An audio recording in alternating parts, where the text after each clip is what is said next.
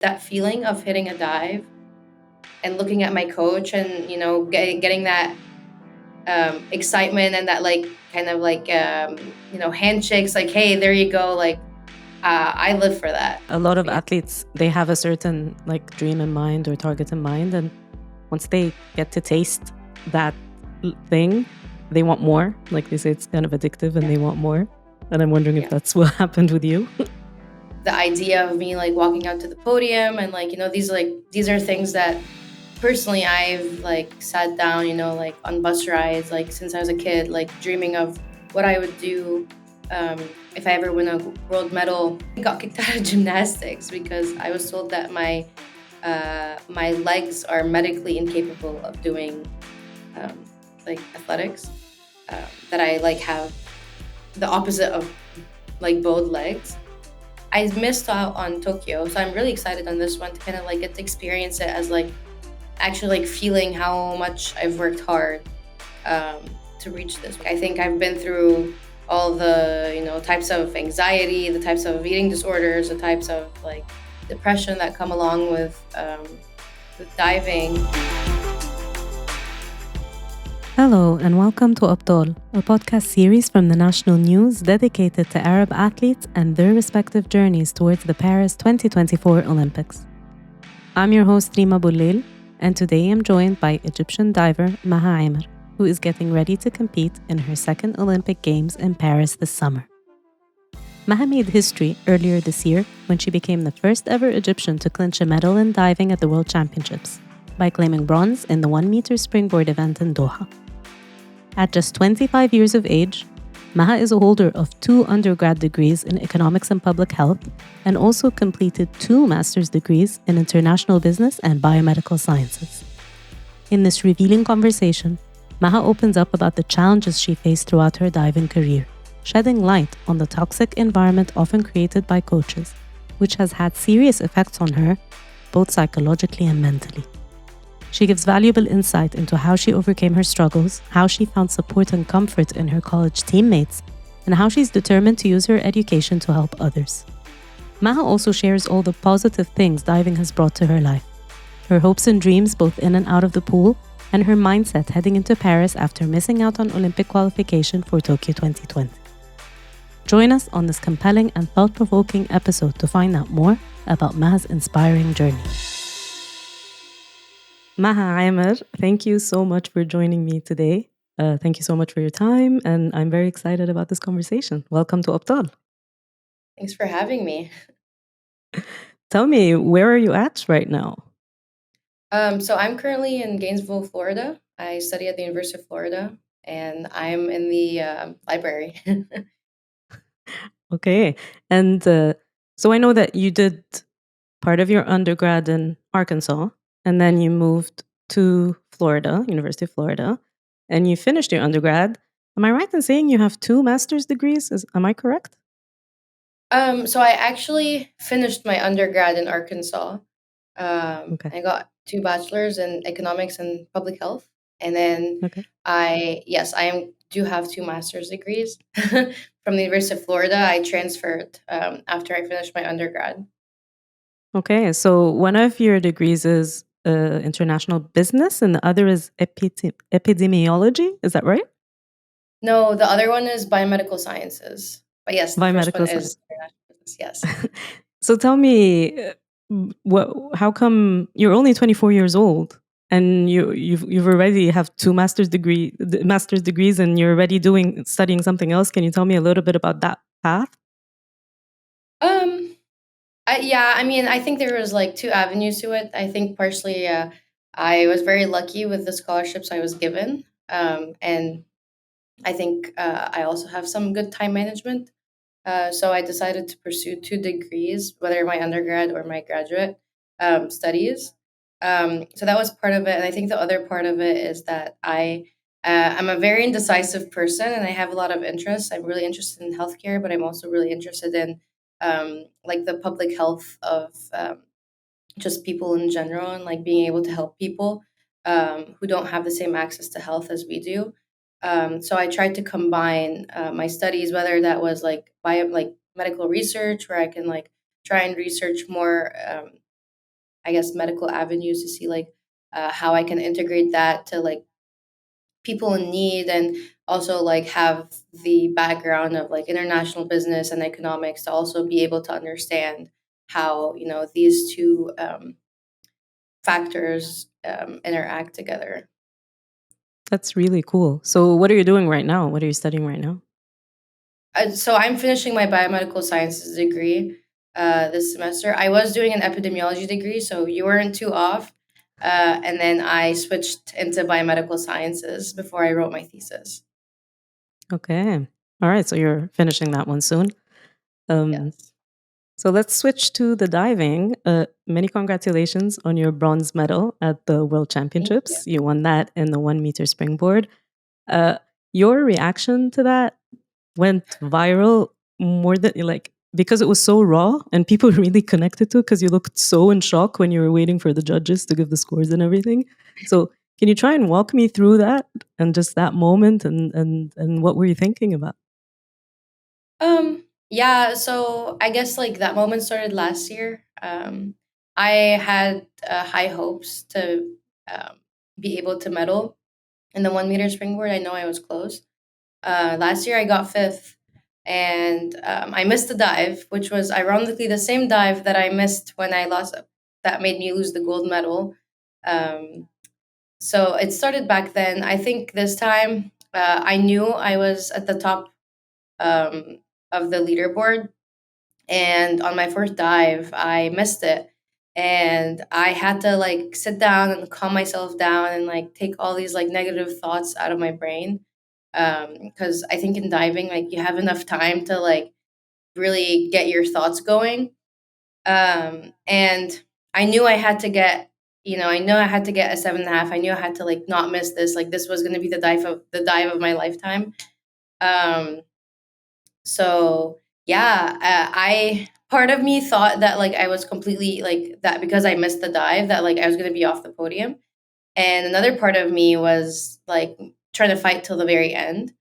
I have really bad vision, and I don't dive with contacts. So when I finished the dive, I saw I saw a name change, so I assumed it was my name.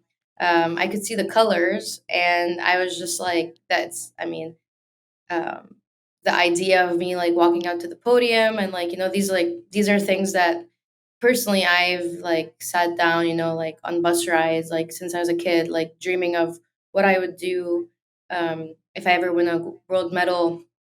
And yeah, so I think a lot of things were just going in my mind. And the first thing I did was I looked at my coach, who coaches me here at Florida. And I was like, I mean, I knew like for both of us, we were like really angry with losing a gold medal. But like at the same time, like, I mean, this is any athlete's goal. So it's like we did it. So yeah, it was a combination of emotions, I think. You mentioned worlds last year and I know you came in fifth. How disappointing was that, and how did you deal with the aftermath of that world championship? Was it more like that's fine, there's another one next year and there's other stuff, or did it linger in your mind for a while? Not really. Like it didn't really linger because that was my first ever final, and the fact that like I finished fifth place, like I went into this final just wanting to perform and not look bad. Um, so it didn't really like stick to me. I think this one kind of stings more than last year. Um, but then again, like with diving, like some people, the girl who won 3 years ago, or like got second place on 1 meter 2 years ago, she didn't make the final 2 years in a row. So like with diving, you don't always make the final. It's a little bit different than swimming, or like consistent sports. Diving is a very inconsistent sport, except the Chinese. But like for the people who like do other things along with diving, like it's very inconsistent, and sometimes you can have a good day and just other days like you just don't. So I try not to let competitions linger too much. That's great. That's the way to go, I think. We'll get to the Chinese later in the conversation, but I know that you made your Olympic debut back in Rio 2016, and you were Yes. very young. what, 16, 17? Yeah. Uh, 17 maybe, I think, by the time the Olympics came around. So tell me, what was that experience like for you? You were the youngest in the field and it was your first Olympics. What was it like? Um, yeah, I mean, I say this now because like I didn't feel how serious it was. Like for me, I was like, oh, I'm at the Olympic Games, but I'm 16, I'm 17. It just doesn't like really like for me. It was just like I'm going to high school tomorrow. I'm gonna go back August. Like I went back home August like 16th or something, and then August 24th I was in high school.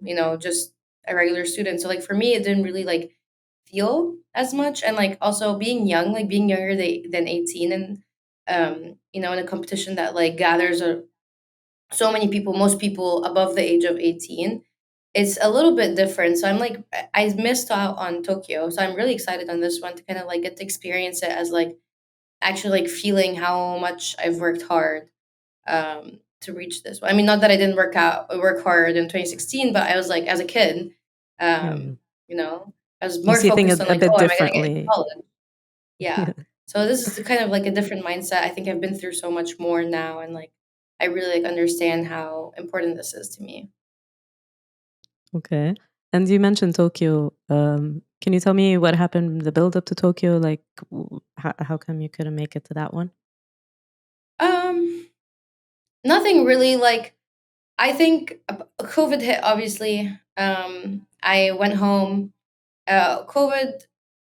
When I look at COVID, I look at it as like there was very good that came out of it, and there was very bad that came out of it. Or I wouldn't say bad, but like disappointing things that came out of it. I think what was good that came out of it is that I was because of the ability of having classes online, I was able to rack up credits, making me finish my four or like my 2 degrees because I got 2 degrees in like two different colleges. On the other hand, both my grandmothers passed away from COVID, and they both passed away during the Olympic, like during um, Olympic qualifiers. Actually, one of them passed away the night before I was supposed to compete to Oh, I'm sorry. qualify. Yeah. Also, yeah, they passed away like one at the beginning of the month, one at the end of the month. Um, I think I was just like really mentally drained. I was very tired. Um, I think there was just like a combination of things. I went home in the end of March uh, because my first grandmother, had passed away, and like I was super close to her. I have a very tiny family, so I left competition. I left everything. I went home. That was the first competition. It was a college competition. One of the NCAA is the biggest competition. I left to be home. So like my although I did train every day, like I went home and I still trained and everything. I just was not very mentally, like healthy, I guess. And I think, I mean, looking, obviously, I was very heartbroken because I put so much work leading up to Olympic qualifiers. Honestly, looking back at it now, I think that was the best thing that happened because I think I am so much better now than I was in 2021. I'm so much better now than I was last year. And I don't think I could have reached that level if it weren't for, that 2 or 3 months that I was able to kind of like reflect on myself and reflect on diving. So when you're looking at it now with a very wise perspective, when did you reach that kind of point of seeing it that way? Like when did you feel like, okay, now you know things happen for a reason. I skipped Tokyo. I'm in a better place now. Just like how easy did that realization come to you?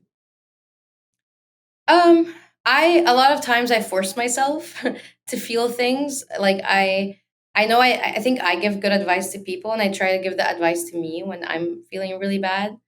Um, so I think like right after, obviously, um, I had like ups and downs. I didn't want to talk to anyone about it.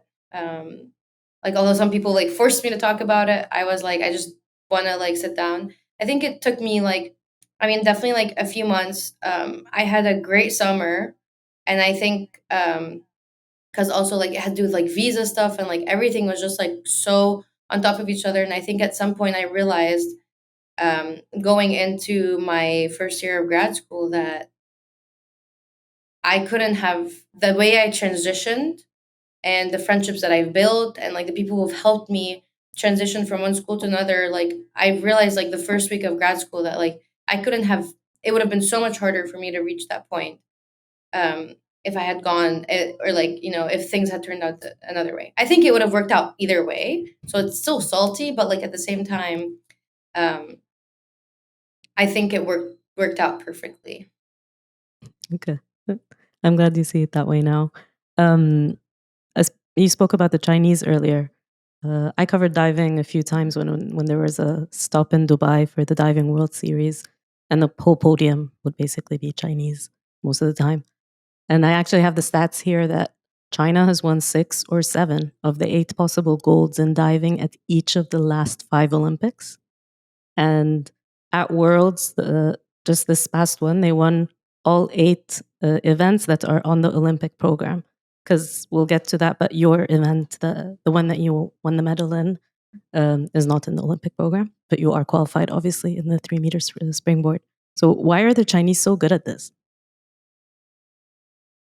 I think they have a sports mindset. I don't think, um, like they live, breathe everything diving. Um, and that's what it takes, again, because this is an inconsistent sport. This is what it takes to be good in synchronized swimming, to be good in diving, to be good in gymnastics. Um, you even like gymnasts, USA gymnasts who are like super good here, they're homeschooled. So it's pros and cons, right? Like, you're gonna be like a Chinese diver, you have to grow up like a Chinese diver. Um, you choose, I guess, parents at that point, because like, it's a kid. The parent chooses what you want for that child. Like, do you want them to be, is this like a professional athlete, or a professional athlete that sometimes wins and sometimes loses, but also like, um, has other stuff. I think also with diving, there's not really much room to make money. Um, so in China, I think in China, like you're capable of making money through diving once you're done, but like not in Egypt. Like I mean, they barely contract athletes. So like to make money and like to live off of your money and like not have any sort of like educational background. So like once you're done diving, what are you gonna do after that? Like I think it's a very tricky question. But then again, like it's a very inconsistent sport, and like this is what it takes to always be on top. And even some Chinese, sometimes they mess up. So Mhm. So, in what's your mindset like to be in a sport, trying to succeed in a sport that's really dominated by one country like China, or more or less they are the dominant force in the sport? What's your mindset like in terms of how can you beat them? I think my mindset has changed, through time. At the beginning, it was like, oh, it's impossible to beat them. Um, it, I mean, it will take for like a Chinese diver to miss a dive for in order, and I have to hit all my dives, and they have to miss one dive in order for me to to win or like to beat them. Um, but right now, like my mindset is, dive, perform, um, show myself, how much hard work can pay off, and that's it. Like I'm not really focused on, how to beat someone at this point. Like I just really want to prove to myself that, all I've been through my entire life, um, bad and good, like made me reach where I am right now. I think that's my mindset now on diving. Uh, I like that. So let's go back to the beginning. How did you get into the sport? Um, I got kicked out of gymnastics because I was told that my legs are medically incapable of doing, um, like athletics. That I like have the opposite of like bowed legs. And so my dad's a surgeon. So he was like, "Well, that's not true, and you're not staying. I hated gymnastics. Like I'll be honest with you, like I just absolutely hated gymnastics. So diving was very close to gymnastics. Yeah, and I started, and my coach picked up on my talent, and I just stuck with it. All right. And at what point did you feel that this is something that you could take seriously? Like this, I'm actually really good at this and I want to go for it. I think there was a couple of times. I think the first time was when I wanted to quit, and I was like, what, maybe 10.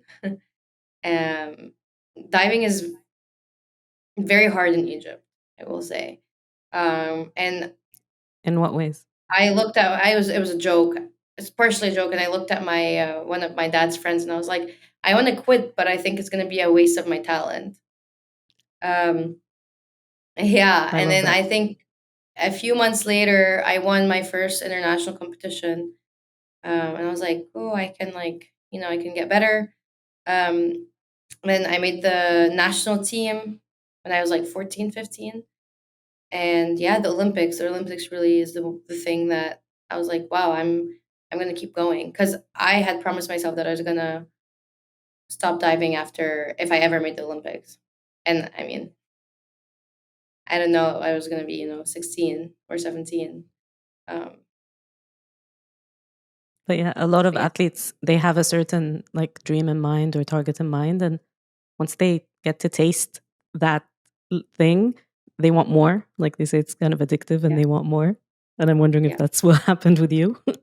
yeah, 100%. And like even this medal, now I'm just like, wow, like I don't like, I want to keep going, like I want more. um it's hard, it's definitely hard. It's hard because this is my entire identity. So I've been diving since I was 7. Like before that I was a gymnast since I was 3. Like my entire life has been athletics.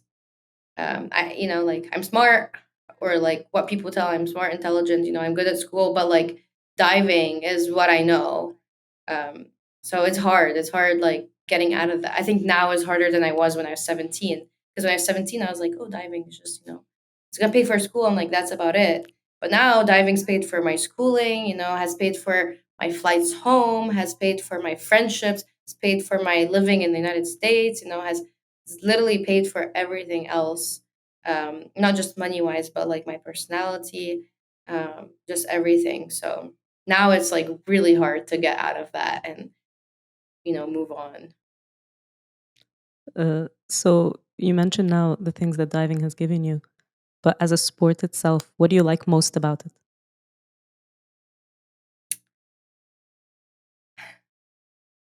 um I mean, obviously winning, like that feeling, I never had it to the extent that I have it now, but that feeling of hitting a dive and looking at my coach, and getting that excitement, and that like kind of like handshakes, like, hey, there you go, like I live for that. Like diving, like that hug you get after a good competition. um that's what really I love about diving, is the team. Like, I've since 2 years ago, my team's been like absolutely incredible. Like I make NCAA's, they come hug me. I lose, they come hug me.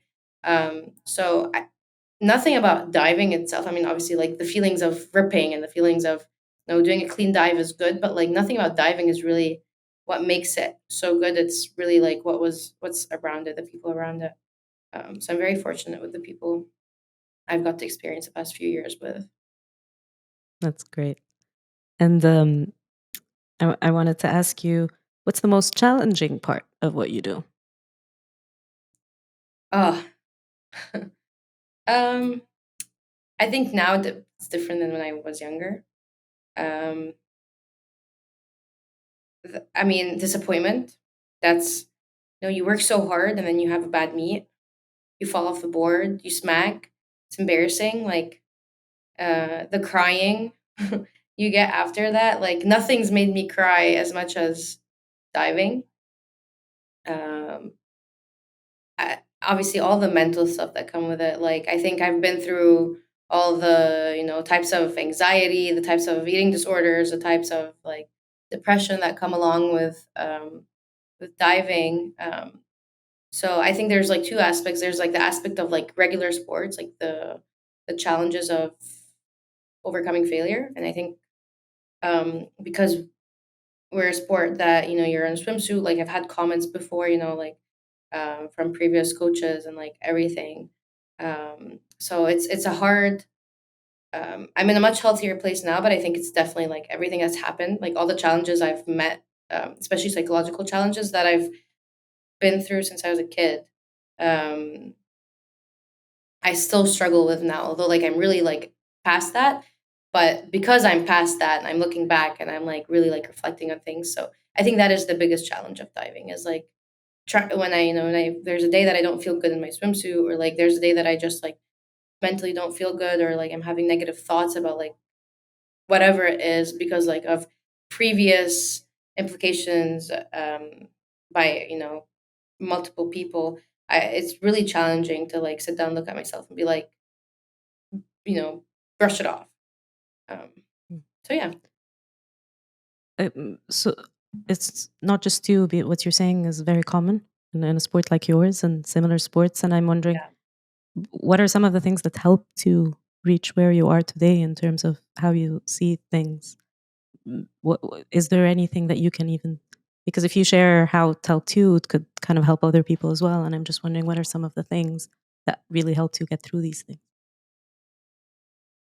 I don't want to say I'm through it for sure because like it takes time. I've seen sports therapists for years, um, just like about talking about everything.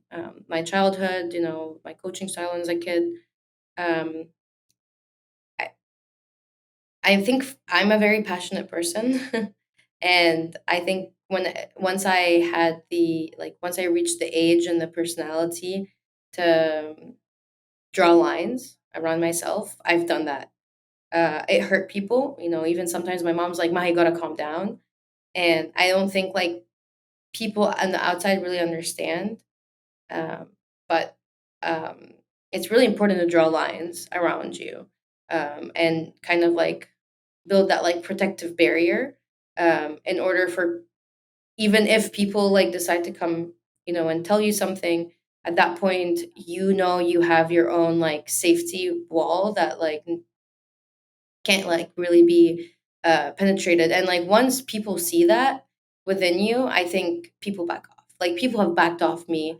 Um, coaches who've been like very like abusive to me and like they've completely backed off because of that like barrier, that line that I was like drew, and I was like, no, like enough is enough.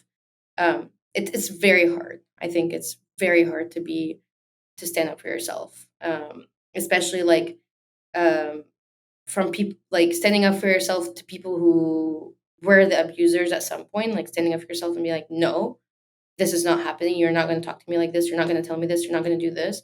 It's hard, but it's important. And I am, it's, uh, I mean, there's many sayings, but it's like, shakit ibra. Like it's Mhm. just you, Yeah. it's a poke, but you have to do it. And that's really what helped me.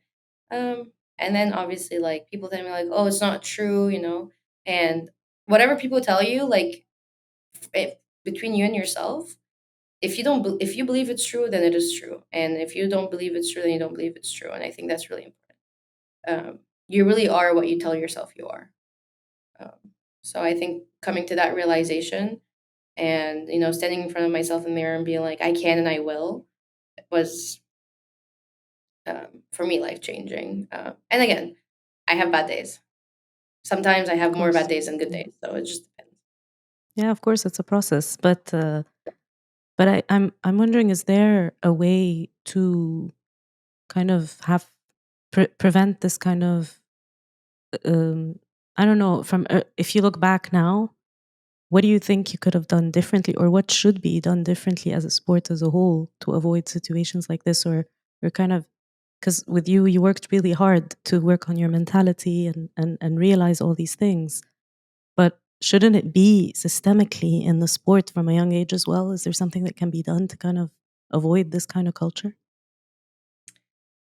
Yeah, Like, um, I believe in education. Um, if you can't educate parents, not see my parents, they weren't really like around as much, so like they didn't really see all of this. Not because they're like neglectful or anything. It's just Mm. they dropped off their kid because their kids, perform in like diving. Um, but I've seen parents who agree with the coaches, like coaches telling you, "Oh, you're fat, you're fat, you're fat, you're fat," and like the mom's like, "Yeah, you're fat, you're fat, you're fat," and like you're ingraining this, and like there's absolutely no education. Like you're not feeding your child right. You're not like talking to your child right. Like you're just all you're doing is just like bringing their confidence down. There's absolutely nothing positive about like sitting down and being like you're fat and like hitting them, and like there's so much to sport, and I think education is really important. And because in the concept of where I come from, supervision. Someone has to be sitting down, at least for like the beginning, to make sure that like no one's crossing lines. Um, so yeah, but again, I go back. It's always education. Educate people. Like yes, if you're an athlete, there's a certain spectrum of how you should look like, especially like in diving. Like there's a certain spectrum, but it's not like it's not as tight as people believe it should be.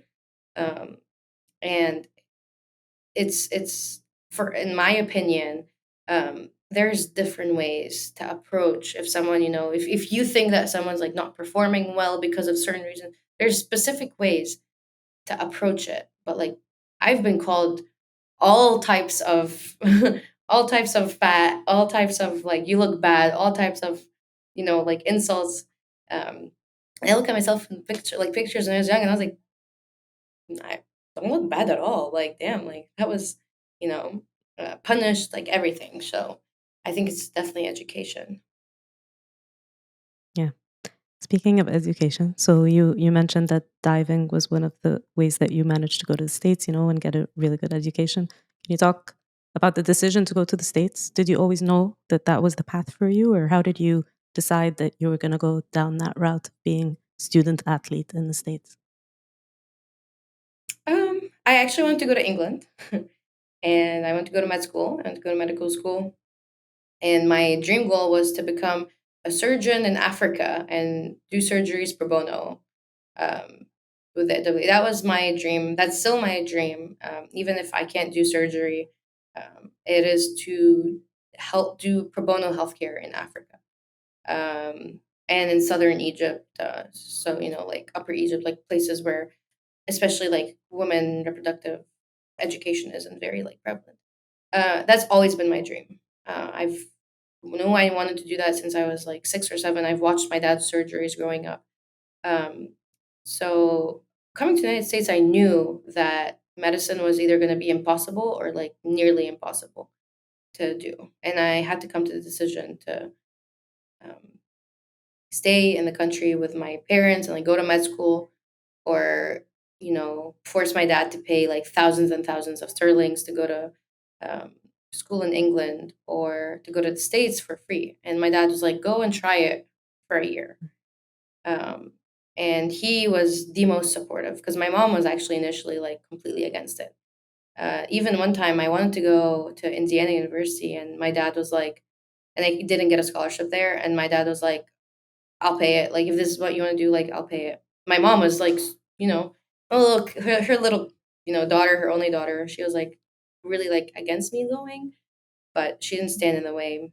Um, and actually, after the first semester, I was extremely, extremely depressed and extremely homesick. And I almost went back. I went back for Christmas, and I almost didn't come back. My dad was like, "If you don't want to do it, like I'll buy you a ticket today, and you can come home, and you don't have to ever do this again." Um, Why was it so so bad? yeah, again, it goes back to like different cultures, the way I was treated at times. Um, it's just like I'm very close to my family. I had very close friends. I'm very sociable. So like the first year was it's always tough. I gained a lot of weight, and again, it goes back to what were people telling me and like stuff like that. So I think it was just a combination um, I'm just done. Like I don't want to do this anymore. Um, but then that circled around, and now I want to stay here and I want to use my education to help people around me. So your time in Arkansas, I guess w- when did things turn around for you there? Because I know you had really good results as well, and all, and like your collegiate career has been strong. So when did things turn around for you? Mm, I think after my second semester, um, I met my so funny story. My best friend right now, she was my teammate in Arkansas, and we used to hate each other the first semester. And by the second semester, we became best friends, and she is still my best friend till this day. Um, so she was a great help. Just comes back to like how much people really like affect or like take part in how we perceive a lot of things. So I think people really uh, just I guess help a lot with with um, I don't know, like feelings of Yeah. being down or feelings of being happy. Like it's not nice being happy alone. It's not nice being sad alone either. Absolutely. I can totally relate to what you're saying. I think as humans, we're made to connect with others. And I love what I do. I travel the world covering sport, but when my best friends on the tour, I travel the tennis tour a lot, and when they're not with me, it's different. I don't enjoy it, even though I love what I'm doing. I love the sport. I love the place I'm at. But if I go to Wimbledon and like my besties are not with me in the press center, I'm a little bit sad. I get that. Yeah. It makes all the difference. Yeah. Yeah. So you then went to Florida. Um, that was after you graduated, right, from Arkansas. Yeah. So how did that decision come about? I know I spoke to a bunch of student athletes who were telling me that like a lot of the time you graduate and suddenly you feel lost, like you don't know what's my next step, where am I going to train, stuff like that. What was your that transition like for you after graduation and then figuring out what the next step was? Um, I actually knew I was gonna do that. So um, I knew I was gonna go in the portal, the transfer portal. We have something called the transfer portal, and I knew I was gonna go in Yeah. that transfer portal. Um, I told my parents I was giving myself a week. I mean, for me, I had 2 more years of eligibility, so like the transition of undergrad to grad wasn't as hard as other people because it was just kind of like steps. It was like a pattern. I was like, I'm going to do this. I'm going to do this. Regardless of what I was studying, I think that was what was challenging more than like actually, deciding to go to undergrad to grad. Um, yeah, and I told my parents, I was like, if University of Florida offers me a scholarship, I'm just signing. Like, I don't care uh, what happens. And the last day I was supposed to sign, I was almost going to sign at UCLA. Um, and Brian reached out to me, and I was like, well, I want to go to Florida now. So Florida's been my dream school for unknown reason. Like I don't know why exactly. I think the way they used to walk in the pool, like it was like when they walk in the pool, like everyone goes like this. Like it was just like the place you want to be at. So I've just like always kind of had this dream of like being a part of the Gators. And so when Brian reached out to me, I was like, yeah, I mean, I can't afford to go to school, so you're gonna have to like pay for my schooling. And I did have, I think one of my things was I wanted unlimited tuition money so I can do my two masters at the same time because I just thought that was going to be like my best choice. So yeah, then he called me a few days later. He was like, "We got a spot for you," and I committed. Like I verbally committed on the spot. I was like, "I'm ready." So That's great. Uh, yeah. But it's quite demanding to be doing all that studying and also training. But is it easy for you? Is it difficult? What's that like? No, I mean it's not. It's definitely not easy. I mean I sacrifice a lot. I sacrifice a lot of sleep for sure, especially on days. I manage time. I like have schedules. I'm today I'm doing this. Today I'm doing this. Um, uh, I now is not as much as I used to, but like I used to give myself like have days where I just like don't do anything, school wise, and then there's other days that I just like keep going. Like, um, I remember like there's nights that like I'd start drinking like bangs at midnight so I can stay up to like 3 and then go to bed and wake up at 5 to like revise. Um, so I mean, I sacrifice a lot, I think, and I definitely sacrifice a lot of going out with my friends and having fun. Um, but if you ask my friends, like I go out and have fun, so it's just like not all the time. Like sometimes I'm like, Mm. guys, like I can't do it today, but it's just a balance. And I think for me, I know that um, the future is more important. Like once I'm like 25, 26, like having a solid job and like having like these weekends off and stuff like that, that's when I can really like, that's when for me, it's like a reward. Now I can like sit down, making some money, being able to like fly my parents here, being able to support them. So yeah, just have that mindset, I guess, during school. It's like, It's interesting because earlier in the conversation you were saying that like your identity is so tied to diving, but also you're actually, compared to a lot of other people I speak with, you have other passions and you have a dream, and you want to go to Africa and help out in the health space, and uh, and I feel that in a way, maybe I don't know if you how much you realize it, but you're not, you don't have that thing where athletes feel like I have nothing if I finish this sport, but you do. I don't know if you see it that way or not. see, again, if I talk to myself as a third person, um I say that to myself. But like when I look at myself in the mirror and I talk to myself as like me to myself, no, I mean, like I'm not good at anything. I'm only good at diving. And like I was really good at school. Like I had very high GPAs in all my degrees. Like I have a total of like 3 B's in my or like 4 B's in my entire like studying career, like undergrad and grad combined. So like, but I still like believe that I'm like look at myself. I'm like, yeah, the only thing that I'm good at is diving. And like sometimes I look at myself in the mirror. I'm like, I'm not even good at diving. So I think athletics just makes you really harsh on yourself. So I think that third, trying to look at myself as a third person and also having all my support system, like my friends, my family, my friends from Arkansas, like all these people. Um, I don't really like say these things out loud, but I think like sometimes they notice it and they're like, Maha, you're so much more than diving, especially when I do bad. So So, in a way, is being kinder to yourself and just having that inner voice be a bit kinder to yourself, is that something you're working on? Is that something you feel you should be working on? Like how is that part? I was just having the conversation in the previous episode of the podcast with an athlete, and she spoke to me a lot about that. So I'm just curious with you, what's that process like?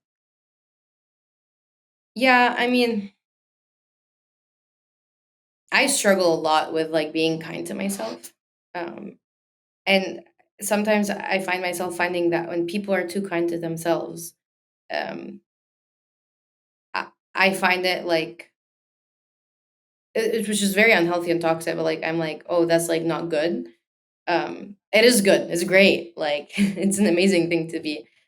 But because like I grew up with people being so not people like I not all people, but like a lot of people like who are within my diving field like being so hard on me. Mm, Um, that's all I know is to be hard on myself. mm. So sometimes I just like have to again. It's all like you force yourself. You force yourself to stand up for yourself, and you also force yourself to be nice. Um, so I think I always say to myself that a habit it takes 21 days to create a habit. Um, so you just have to force it. I guess this would take like 21 years, but You'll it's get there. just You really will get there, and you're already talking about it in a way that's very reflective, and not everybody does that. So I'm sure you'll get there. So yeah. you're on people's radar now because of the medal. You know how it is. People only start paying attention when someone wins something big, and I'm wondering how that feels. And do you like it, or is it added pressure? I actually haven't been on social media much. Um, I mean, great. I just a part of me just doesn't. I don't really. like if I dive well, I dive well for myself, and if I dive bad, then I dive bad for myself. Me and the people who have spent time and money and effort and emotion on me. I get happy for me and these people, and I get sad for me and these people. Obviously, like for my country, that's a different aspect. Just like that's part of the patriotism in my system. Um, I, I don't read comments. I mean, I've had really bad comments like, "Oh, like burn in hell! Like, how could you wear this?" I just try and not read it. And I'm defending my thesis in a few days, so I've been very, very busy. Even when I was in worlds, like I couldn't respond to people. Like I still haven't responded to people because I've been like so busy, like trying to finish my work. And I think like it's more important to like because I mean I finished my school on Monday, so like it's more important for me to to pass my thesis defense than like satisfy the people who are gonna remember me for like the next year, and they're gonna like I'm sorry to say this, but they're gonna on me if I do bad at the Olympics. Like I just don't care about them. It's just a waste of energy, like to be honest. Well, I feel horrible that I'm talking to you right now when you have that coming up. So I No I wish worries. I had known. I really appreciate your time, and I will wrap this up soon. So you haven't responded to comments, but have you noticed? Is there anyone that surprised you that reached out to you to congratulate you or something, or you haven't noticed or haven't had a chance to check? No, I mean obviously, like Katie Ledecky reached out to me. She swims Oh with my us, so god! she knows me. But she Yeah, did reach out that's to a me, goat. and That's the yeah, goat has reached so she out. gets to go. Yeah, Yeah, she trains at UF here with us. So like I see her in the passing, like uh, a couple times a week. But the fact that like she texted me, I was like, wow.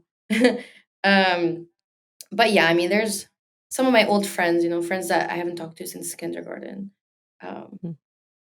I mean, there are famous people who reached out to me, but I think like people, people I haven't talked to in like years and years and years who have reached out to me, and I was like, I don't care about the medal. I like miss you. Like, well, how are you? Like, what are you up to? Like people I've lost contact with, like, aren't on social media anymore. So that's mostly it.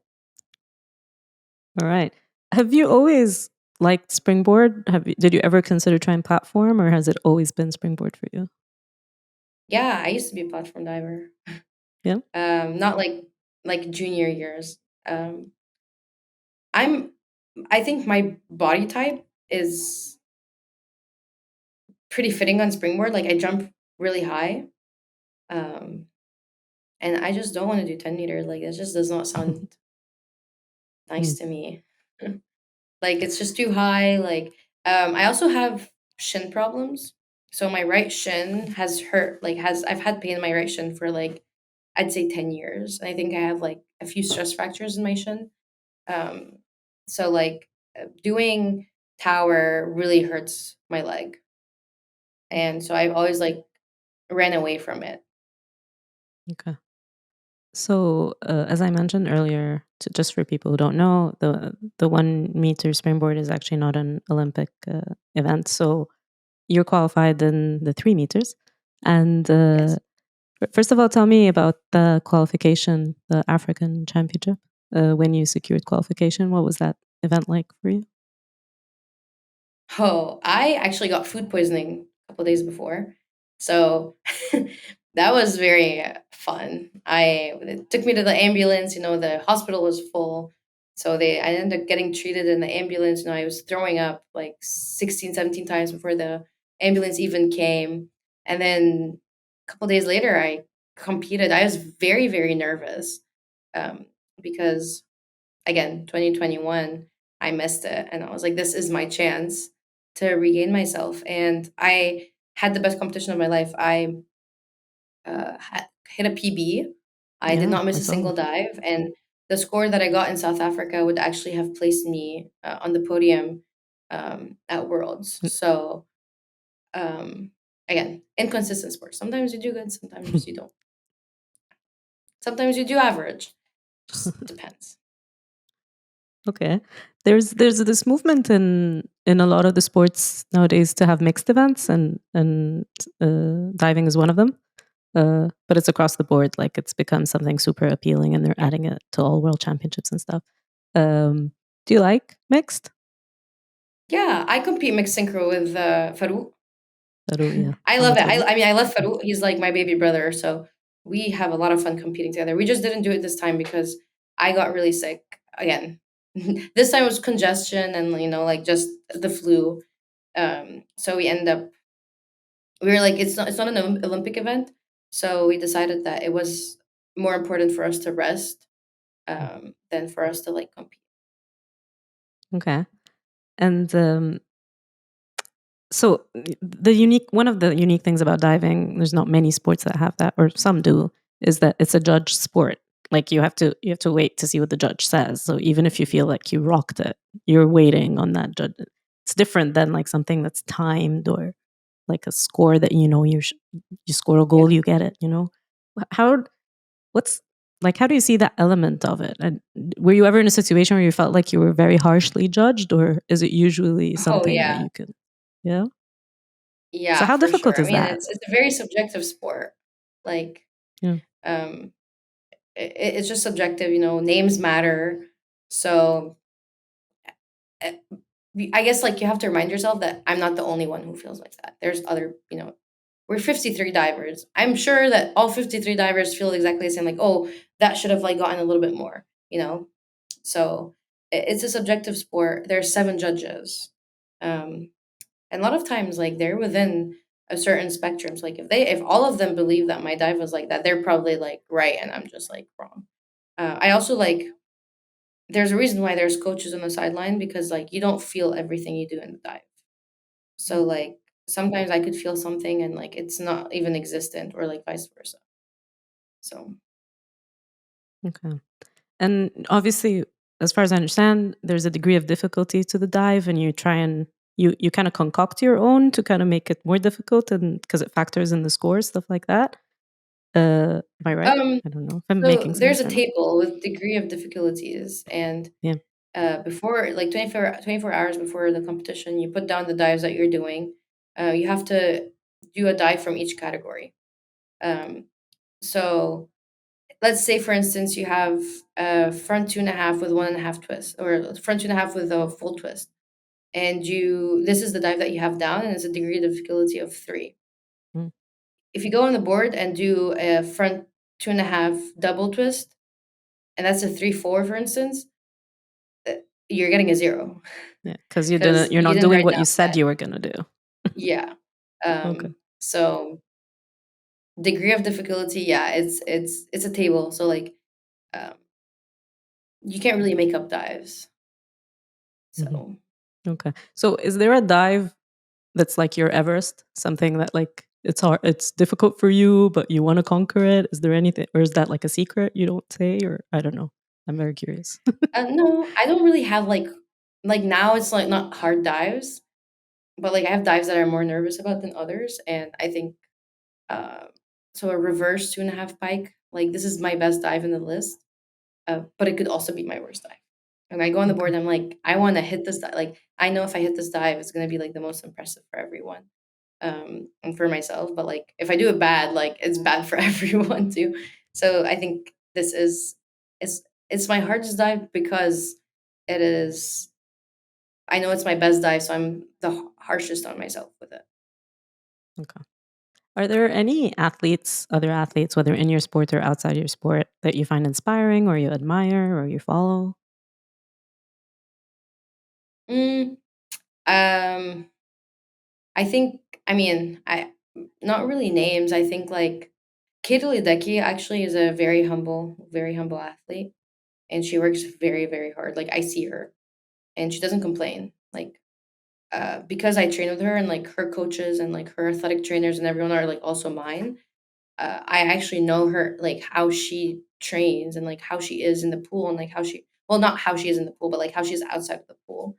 Um, so I think I would choose her as someone that I'd want to be like. I mean, with how famous she is, she's just very humble, like very down to earth with how good she is. Like she's just, keeps to herself, um, extremely nice. Did like little like gifts for us when we went to SECs last year. So I think Katie Ledecky is definitely like an athlete that I would look up to. Like I think her name whether because she's the GOAT or because she is an amazing human being, like Mm. just exemplifies how a very top-notch athlete should be. So, just last couple questions. One of them is, what would make the Paris Olympics a success in your own eyes? Like, if you go, what would make it? What would happen that you think would be like, okay, this was good. I'm satisfied. Well, make the Olympic final. Um, Experience it with my coach from here. Um, my friends, like all the friends that are trying to go and see me compete. I don't really care about them seeing me compete, but I care more about them being there. So having them there and having the most fun I can, just meeting the most amount of people, making friendships and networking. And what else do you envision for yourself in the sport beyond the Olympics? I think if I decide to retire, um, I'd like to coach part time. I'd like to still be in.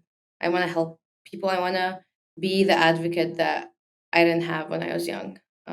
So whether that being, as a coach or being that as someone who's on the sidelines, I wouldn't probably like judge or any of that, but I would like to be someone who can be what I didn't have when I was young and like kind of help out with that. I'd like that to be in Egypt, but I foresee myself living in the States for a while. So I think for now, it'll satisfy to be in the States. And do you think about retirement a lot? Is it soon? Is it not soon? How do you see it?